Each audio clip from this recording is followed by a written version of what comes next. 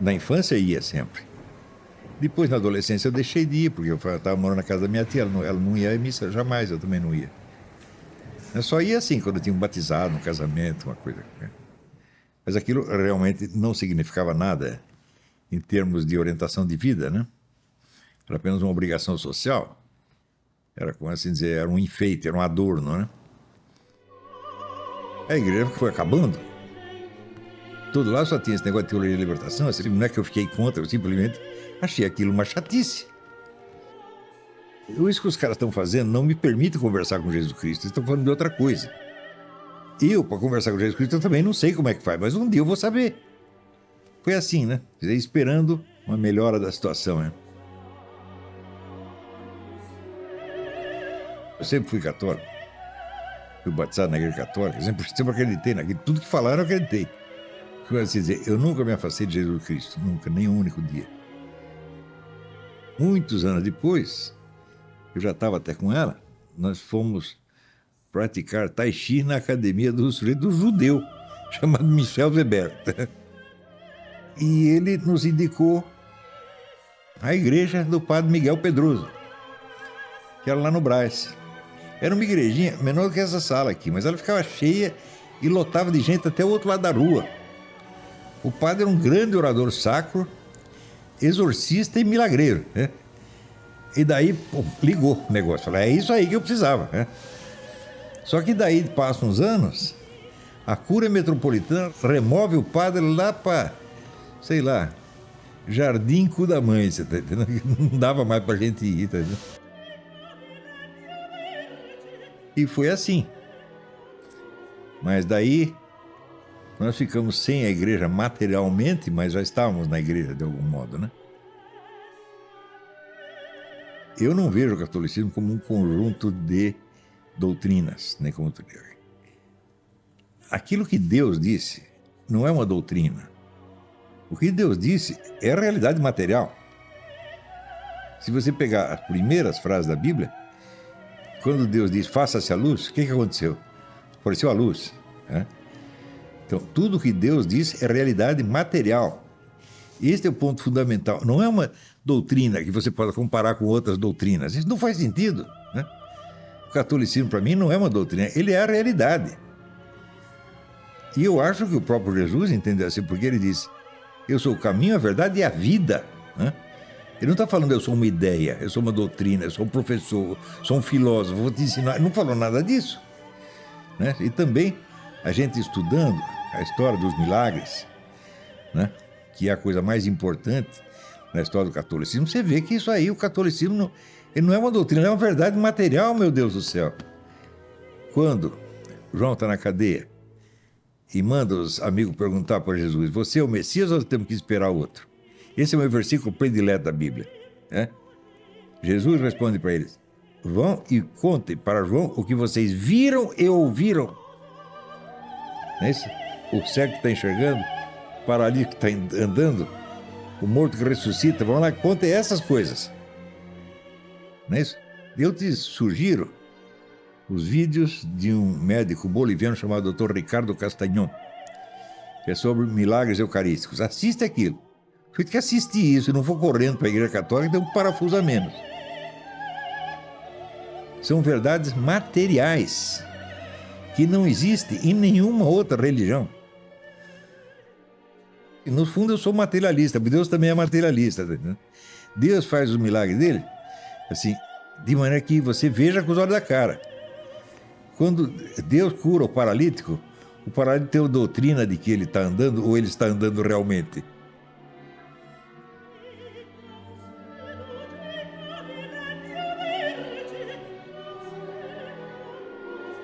O catolicismo influenciou a minha filosofia no mesmo sentido que o chão que nós estamos andando influenciou.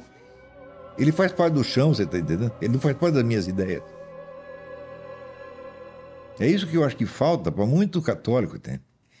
Eles não entendem isso. Eles acham que o catolicismo é doutrina. Então, bom, a doutrina é um pedacinho do catolicismo. Não é isso? Mas, quando Deus diz, faça-se a luz, né? Foi a doutrina que ele fez? Não. Antes de ele criar qualquer doutrina ou ideia, Ele criou o mundo, meu Deus do céu. Então, qual é o primeiro ensinamento de Deus? O mundo que ele criou. Agora, antes tinha outro mundo, que é o mundo dos anjos, do mundo espiritual. Está entendendo que ele também criou, não é? E tinha o mundo dele com Jesus Cristo que ele não criou, ele gerou, mas não criou. Jesus Cristo existe desde que o Pai existe. Então você tem tudo isso antes. Como é que eu vou comparar isso com a minha pobre filosofia? Isso é assunto da minha filosofia, não é parte dele, parte dela, né? Quer dizer, Jesus Cristo, o que ele fez? Ele mandou a doutrina de lá de cima ou ele veio em carne e osso, né? Andou por aqui, né? E de vez em quando aparece para um, para outro, né? Tem muita gente que, vamos dizer, esteve com Jesus. Sabe, quando eu estava no consultório, eu atendi uma pessoa, que era um senhor, 68 anos, tinha sofrido um AVC, tá? Gravíssimo, tinha ido pro CTI e teve morte cerebral. Beleza? A esposa dele ficou ao lado do leito dele durante todo o tempo, que foram mais de 3 meses. O sujeito dado com morte cerebral, né? Morte cerebral, você já sabe, né? Acabou, sem chance.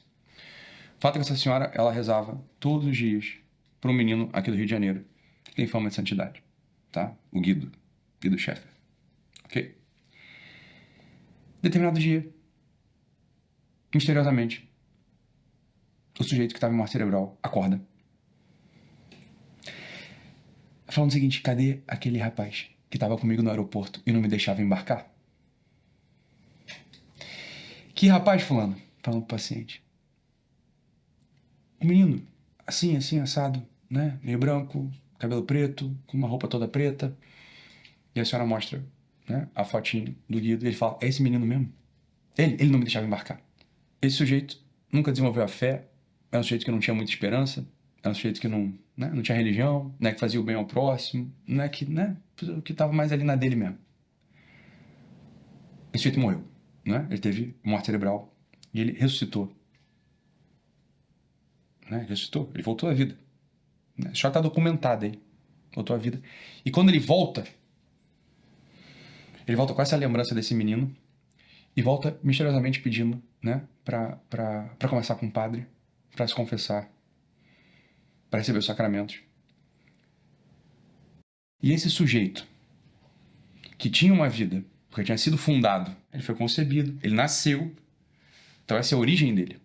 A gente pode perceber claramente que na vida desse sujeito há 2 momentos. Há uma fundação natural e uma refundação que o eleva para uma outra dignidade, através da intervenção, da oração de uma esposa fiel, que está ali, né, ao lado dele. Tá? Eu percebo a história do Brasil com uma certa semelhança. Então existe uma fundação natural do Brasil, existe o pai fundador do Brasil, né? E o Brasil ele se desenvolve de modo natural, né? Sem uma identidade clara, até os nossos dias.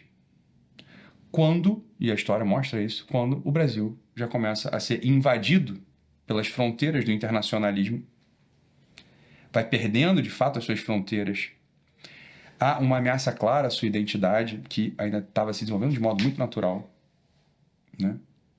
E aparece um homem comprometido, né, com a verdade, comprometido em falar mesmo, né, aquilo que ele está vendo. Esse sujeito é o Olavo de Carvalho.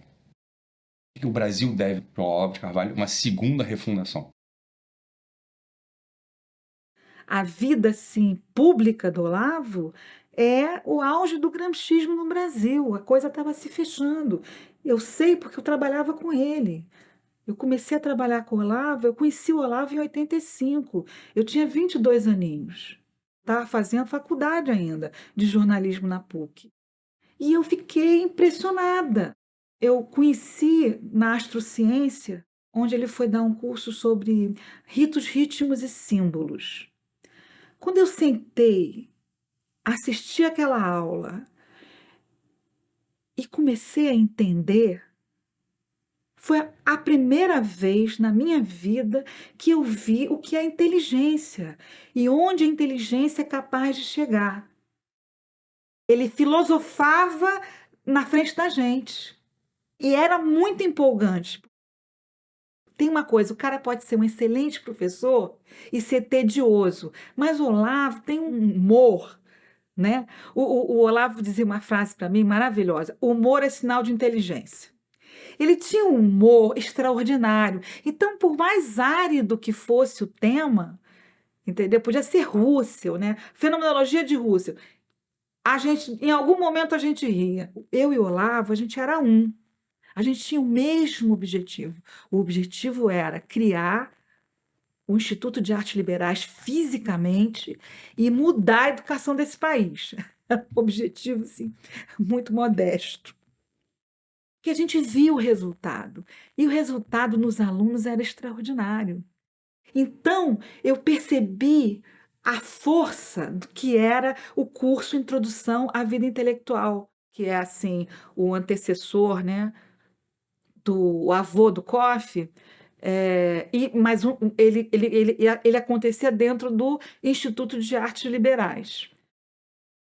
O Bruno, quando viu nós dois ali, tipo aquele exército, né, de um homem e uma menina, né, era uma menina na época, ele olhou assim: olha, nós temos que resolver aqui uma questão, porque o que vocês estão propondo é a segunda missa no Brasil.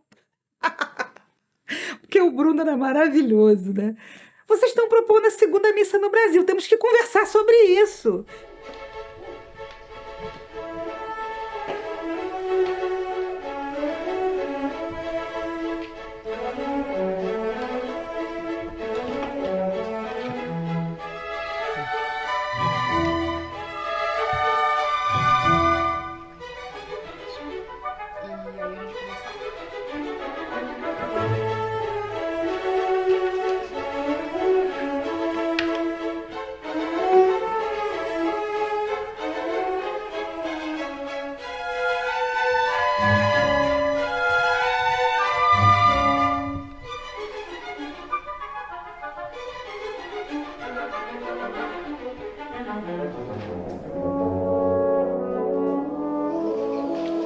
Oi, Mauro.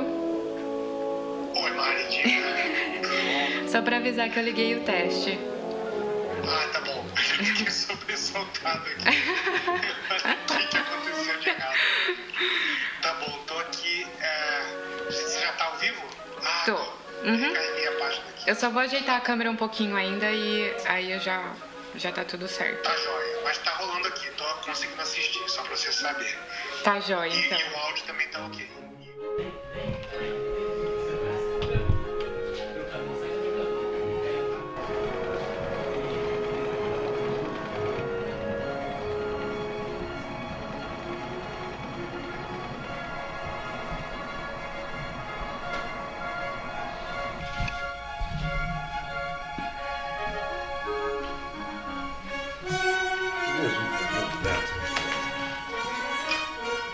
Daqui a pouco eu preciso ligar a câmera, tá? Só pro pessoal.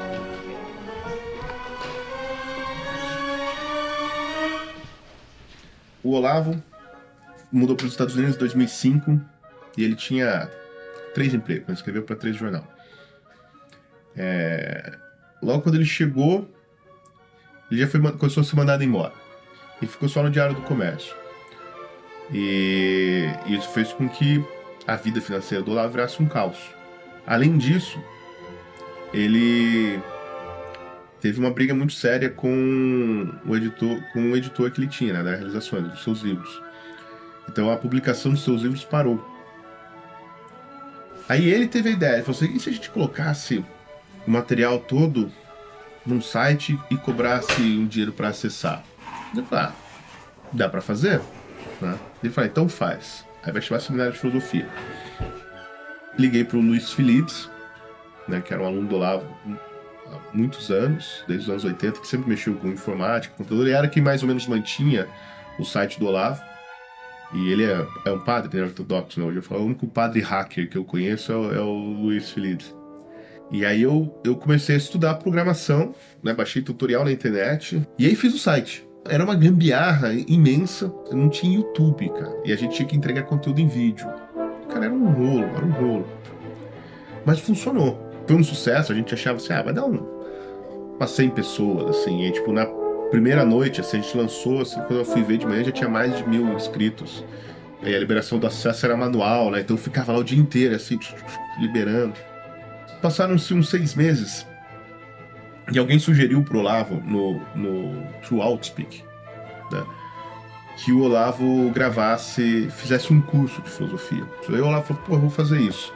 Só que eu quero fazer ao vivo. Eu quero que tenha aula ao vivo. Eu falei, meu Deus, como que transmite ao vivo pela internet? Porque a gente não tinha recursos para ter uma tecnologia boa, na verdade, né? Então o site ele era tudo feito assim, a custo zero, né? Pô, eu programei num sistema que não se pagava nada, a transmissão era feita por um site público, mas a coisa funcionou. E mesmo naquela tosquice que era no começo, do ponto de vista técnico, foi um sucesso, porque sei lá, havia essa sede, essa demanda reprimida por aulas do Olavo, porque o Olavo já era um fenômeno na internet, mas não tinha vídeos do Olavo, porque não tinha YouTube, então muita gente não sabia nem como que era a cara do Olavo. Só tinha o site dele com textos e o Orkut, onde ele escrevia muito, né, na época.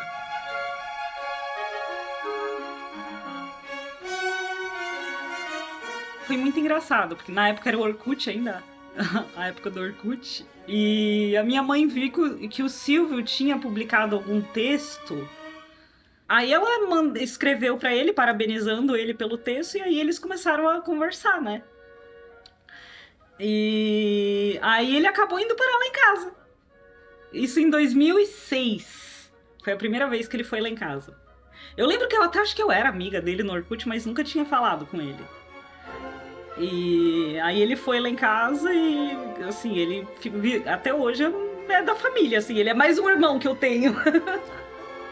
Até hoje, assim, a minha mãe sempre fala que o Silvio é o filho adotivo dela. O Silvio virou meio que é da família mesmo. E se não fosse por ele, nada aconteceria. Sem ele não existiria o Coffee, né? Não tinha nada. E a gente sempre foi muito grato a ele por isso, né? Eu brinco com ele, eu chamo ele de ogro, mas... eu falo, mas você é o ogro mais legal do mundo. Que sem ele Sem ele a gente tava uivando num terreno baldio. A dobradinha ali, ele com meu pai dando as aulas e ele montando o curso, foi perfeito. E deu super certo, tá lá, Coffee até hoje. E ele mudou muito, assim, ele tinha uma ideia do que era... Primeiro ele falou assim, o curso vai ter 5 anos. E ele tinha mais ou menos uma grade na cabeça, ele sabia por onde ele queria ir, né? Mas ele logo viu que não daria para fazer assim, o Coffee não seria uma escola, né, como uma faculdade de filosofia. O Coffee seria, assim, uma ágora onde o filósofo senta e filosofa na frente das pessoas.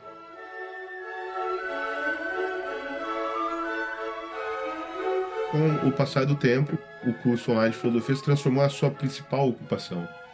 Veja, o Olavo, ele é um professor por natureza. O Olavo, nasceu professor. E aí ele pôde, então, voltar ao magistério. Eu acho que é onde, assim, está a vocação do Olavo e onde ele fez o estrago maior, onde ele teve um impacto muito grande. Embora hoje todo mundo lê textos do Olavo, vê o Olavo nas redes sociais, mas é ali onde ele teve esse impacto profundo, né, na consciência das pessoas. Então, olá, boa noite a todos, sejam bem-vindos. É impossível começar esta aula aqui sem comentar alguma coisa do que aconteceu em Brasília, nesse julgamento, que era para ser o julgamento de um ato do STF. O pessoal simplesmente trocou de assunto, porque discutir o STF era muito explosivo demais, era perigoso, ficaram com medo. Então, preferiram bater no mais fraco, evidentemente. Eu não quero discutir o mérito da coisa, mas analisaram como prova de algo que eu estou dizendo há muito tempo. E você se concentrar na política eleitoral sem você ter criado, vamos dizer, as bases culturais e psicológicas de uma política é perfeitamente inútil.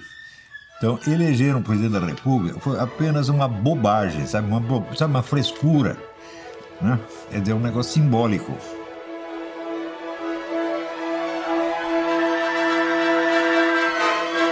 Eu esperava ter uns 100 alunos, né, no curso, acabei tendo 7.000. Então foi um sucesso extraordinário e, na verdade, continua até hoje, porque você vê, Quanto tempo Aristóteles estudou com Platão? 20 anos. Você precisa de uma vida, toda uma convivência com um professor, né? Na verdade, você só aprende filosofia quando você tem a amostra de um filósofo vivente que está filosofando na sua frente.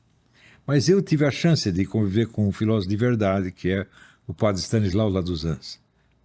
Era um homem que tinha uma formação extraordinária, além de toda a experiência sacerdotal dele, né? Você vê, ele era um amigo de infância do João Paulo II, foi enviado ao Brasil pelo próprio João Paulo II. Né? Era um projeto que o Papa tinha de tornar católicas as universidades católicas. E o padre Laduzans percebeu que isso era impossível. Então o que ele fez? Ele criou um outro departamento da PUC, que era do lado da PUC, era totalmente autônomo, ele mandava ali. E eu tive a chance de conviver com ele durante 3 anos. Conheci o padre Laduzans da seguinte maneira. Eu tinha estudado muita obra do Mário Ferreira dos Santos e consegui fazer vamos dizer, uma visão geral da obra, estrutura geral da obra. Porque a obra dele é enormemente confusa e extensa. E eu consegui fechar a forma da coisa, né? E fui levar para ele. Daí ele me disse o seguinte: olha, eu aceito isso aqui como trabalho de conclusão do curso, mas você não fez o curso ainda, então por favor faça e no fim você apresenta isso aqui de novo, este mesmo trabalho. De maneira que eu já estava, por assim dizer, diplomado no primeiro dia que eu cheguei lá. Mas fazer o curso, de qualquer modo, foi muito bom. Não propriamente pelo conteúdo informativo que passou, que era muita coisa que eu já sabia, mas por ver o filósofo lutando com as suas próprias ideias, que é a coisa principal e que eu tento mostrar para os meus alunos todas as aulas. Eu mostro as dificuldades com as quais eu estou lidando, eu mostro os problemas, as questões, as perguntas e, evidentemente, tento respondê-las de alguma maneira. Nem sempre consigo, mas em geral consigo, né? Agora, quando o padre morreu, e aliás a morte dele foi um fenômeno extraordinário, porque ele tinha nascido na Estônia, e quando ele soube que os russos tinham ido embora da Estônia, ele foi lá visitar o país dele, e ele ficou tão feliz com a libertação do país que ele morreu. Ele teve um ataque cardíaco e morreu. O único homem que eu conheço que morreu de felicidade. Entendeu? Daí eu fui no curso, na aula seguinte, e estava lá um sujeito ensinando o Evangelho segundo Nietzsche. Então, o que Nietzsche entende do Evangelho? Porra nenhuma. Eu falei, eu não quero isso aí. E fui embora.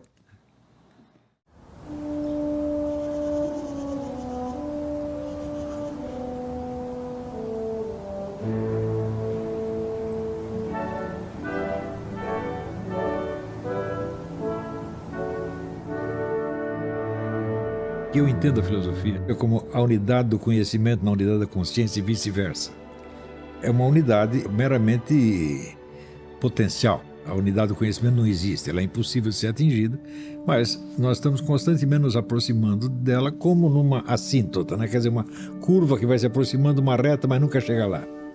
Então é um esforço de síntese, não de todo o conhecimento existente, mas de todo o conhecimento acessível a uma dada pessoa. Se você foi isso que Platão fez, foi isso que Aristóteles fez, foi isso que Sócrates fez, né? Com os conhecimentos disponíveis na sua época, que não são os mesmos da nossa época. Hoje você tem que levar em conta muita coisa das ciências naturais que não existia na época, muita coisa das próprias ciências sociais que também não existiam, e sobretudo, vamos dizer, da ciência histórica. A ciência histórica, desde o século XIX até hoje, e eu acho que foi a ciência que mais progrediu, né? Tudo isso forma o conjunto de um problema que é o seguinte: qual é a forma de tudo isso, né? Quer dizer, qual é o princípio de unidade por trás de tudo isso? Esse princípio de unidade, como eu te disse, é inalcançável, mas ele é o ideal que nos orienta.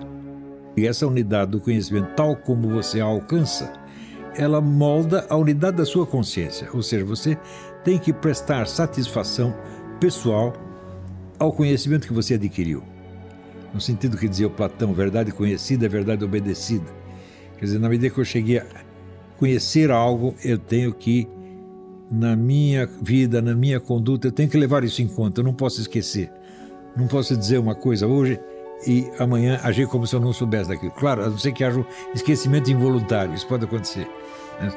Mas você tem que ser responsável pelo que você diz, não só responsável na vida intelectual e na sua obra escrita, mas responsável na sua vida real. Depois, eu estudando ali a obra do Maquiavel, eu vi que ao longo da vida do Maquiavel Maquiavel dizia uma coisa e 3 dias depois dizia o contrário. Ele não se lembrava do que tinha escrito, ele não é responsável pelo que disse. Claro que todos nós temos o direito de errar e de mudar de opinião, mas nós temos que reconhecer que mudamos de opinião. Falar, ontem eu disse isso, estava errado, eu hoje acho que tinha assim. Mas você simplesmente mudar como se não tivesse acontecido nada, essa é coisa de moleque, não é coisa de filósofo, né? Isto você não vê, por exemplo, um Aristóteles ou um Platão fazer, jamais. Você não vê um Leibniz fazer uma coisa dessa. Você não vê um Schelling fazer uma coisa dessa. A vida de Schelling é muito interessante, porque ele mudou de opinião pelo menos 3 vezes. Ele tem 4 filosofias diferentes, né? Mas ele dizia, olha, estava errado, vamos começar de novo, né? Outro que deu exemplo disso, Eric Wegelin começou uma história das ideias políticas. Quando chegou no 8º volume, ele disse, epa, não existem ideias políticas. Então começou outro negócio completamente diferente, que também deu errado, ele ia começar de novo. É assim, a vida inteira, são vários começos, né? O cara se corrigindo o tempo todo. Isso o que é? A luta pela unidade do conhecimento, a unidade da consciência e vice-versa. É isto que eu quero exemplificar para os meus alunos, para que eles aprendam a fazer a mesma coisa. Quer dizer, você ensina não dando a fórmula, mas exemplificando, mostrando como se faz.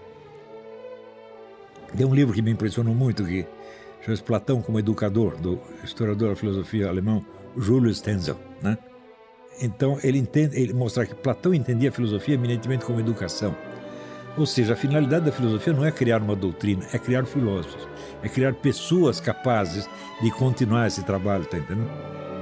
Então, eu vejo muito mais onde está a minha obra. Minha obra está mais nos meus alunos do que nos meus escritos. Os escritos são apenas instrumentos auxiliares que eu inventei. O COF é a minha obra, tá entendendo? Tudo que eu fiz é em função do COF, quer dizer, o curso é o centro de tudo, né?